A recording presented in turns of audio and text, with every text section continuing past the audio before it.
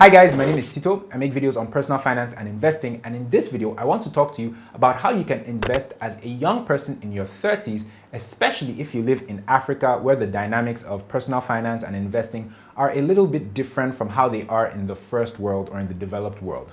Now, before we delve into it, guys, please do me a favor by liking this video and clicking on the like button just underneath the video. I'd really appreciate it. And so that the subscribe button doesn't feel as pointless as Kylie Jenner in the WAP video, please click on the subscribe button as well. It's the red subscribe button just underneath the video. YouTube loves it when you guys do things like clicking on the subscribe button, liking a video, and leaving a comment down below. So please do all those things. If you've done them, let's jump into today's video. Now, I don't know if you guys have noticed, but lots of people turned 30 this year. I have friends and even family members who have either turned 30 or will be turning 30 this year. And even some celebrities like Falz and Wizkid turned 30 in 2020. And your 30s are a very important period of your life, especially when it comes to money, because it's a point where your income earning potential and your career really start to take off. And for many people, lots of milestones happen in that decade.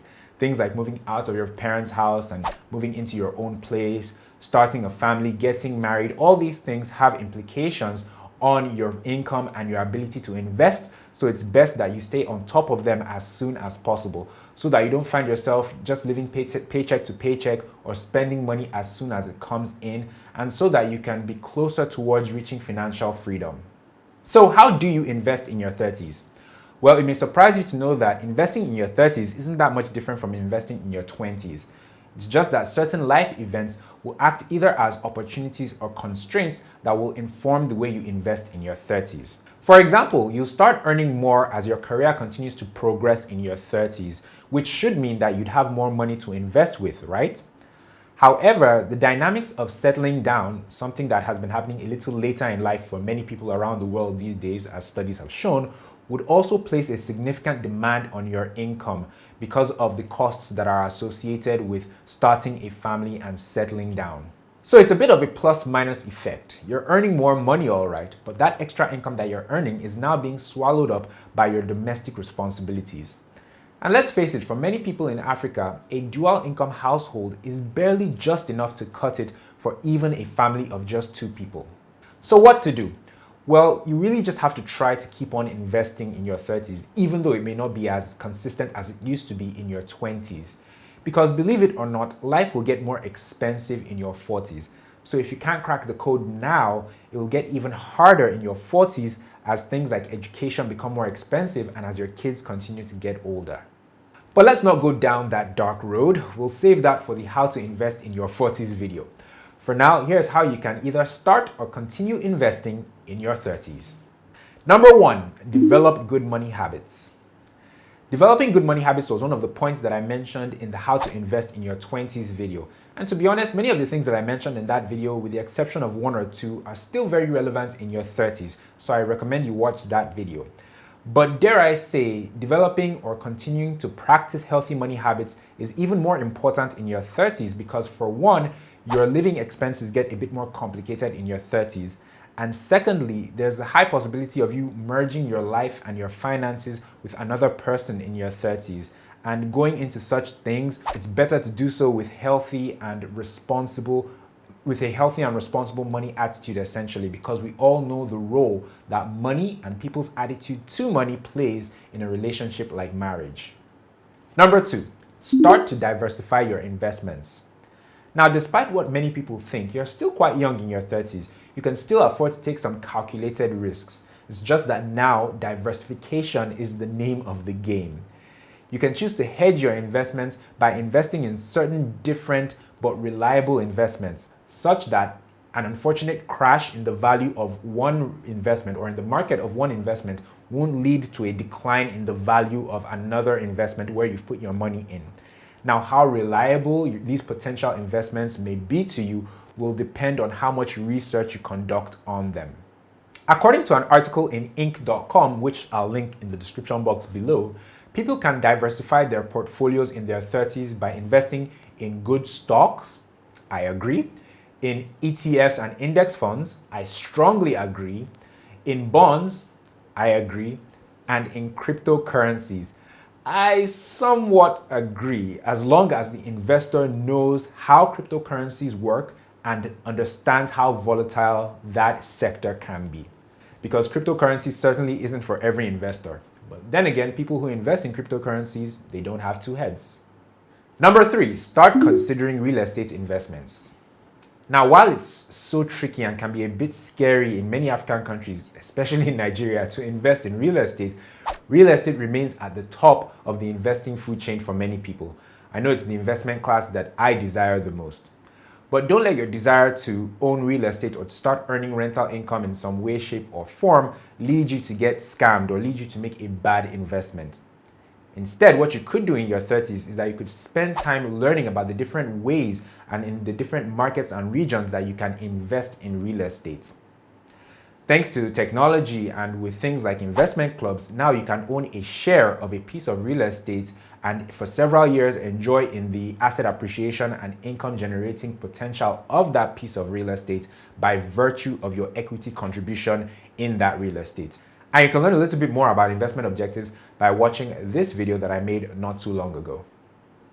Number 4, start thinking about your retirement. You know how I said in the 20s video that people really don't start thinking about investing up until they hit their 20s? Well, I think it's the same way people don't really start giving serious thought to what retirement will look like for them up until they hit their 30s. Although for many, it's largely because they're already sick and tired of working every day and they're now dreaming of an early retirement. But seriously, how well you retire at whatever age, be it 60, 65, or 70, really depends on the choices you make throughout your career and the decisions you make about your money and your finances. Are you going to be able to retire well because you were able to earn and save lots of money from your 30s to your 60s? Or are you going to be able to retire well because you were disciplined enough to invest, say, 50,000 naira every month for 30 years in a high yield investment so that compound interest could really fatten that investment? I really need to make a video on compound interest. Also, give thought to where you'd like to retire. With articles saying that Lagos will pretty much be overcome by water in a few years and Nigeria's population exceeding 300 million by 2050, you really need to start thinking about whether if where you are right now is where you want to spend your retirement. Maybe you need to start considering your options and so that you can start investing in real estate in other regions.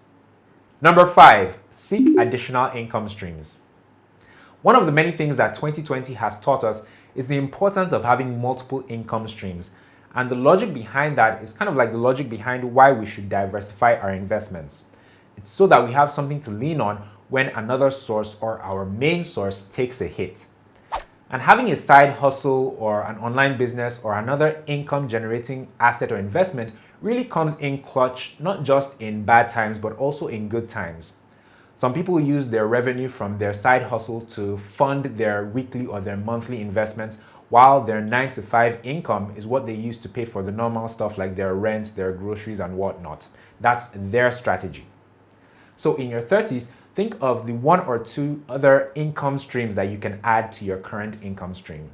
Here are the remaining points, quick fire style. Number 6, set a money date for yourself. At least every week or every 2 weeks, sit down and have a look at your financials so that you can know what the current state of your money and your investments are. Now, I have a video coming up on this really soon where I talk about how I do this and the tool that I use, and I can't wait to share that video with you. Number 7, build your emergency fund. Now, you guys are probably familiar with the term of an emergency fund. It's having at least 6 months worth of your living expenses in an account that you can reach in times of an emergency. It could be a personal emergency or a family emergency. Now, you can keep these funds maybe in a savings account or in your piggy vest flex wallet, whichever one works for you. Number 8, automate your savings and investments. Setting automatic transfers for your savings and investments would really simplify the process for you for both of them. Investing in your 30s can be tricky, especially if you didn't start in your 20s. But I find that with a little bit of commitment and determination, you'll find that you might surprise yourself. Just pace yourself and try not to compare your investment journey with those of others, because in our 30s, people are in different stages of their investment journey. So don't get caught in that trap. And finally, I think that your unique advantage as a person investing in your 30s is that now you're earning a bit more than you were in your 20s, so you can afford to take advantage of some more lucrative investments which are slightly higher priced, but which also give you slightly higher rates of return. So lean into that and take advantage of it. Well, that's it. 30 plus YouTube and 30 plus Twitter. That's how you can invest in your 30s. Now, if you enjoyed this video, please be sure to give it a thumbs up, like I said earlier, and please subscribe to my channel as well, especially if you didn't do so earlier. And if you do subscribe, remember to turn on the notifications bell and to set it to all so that you're notified every time I release a new video on Wednesdays. If you don't do that, YouTube just won't notify you when I release a new video, and you clicking on the subscribe button may just be in vain at the end of the day. So please do that, and feel free to check out some of the other videos that I've referenced in this video. Thank you guys so much for watching. I will see you hopefully next week when I'll be talking about how to invest in your 40s. Dun, dun, dun. Take care, guys, and I'll see you in the next one.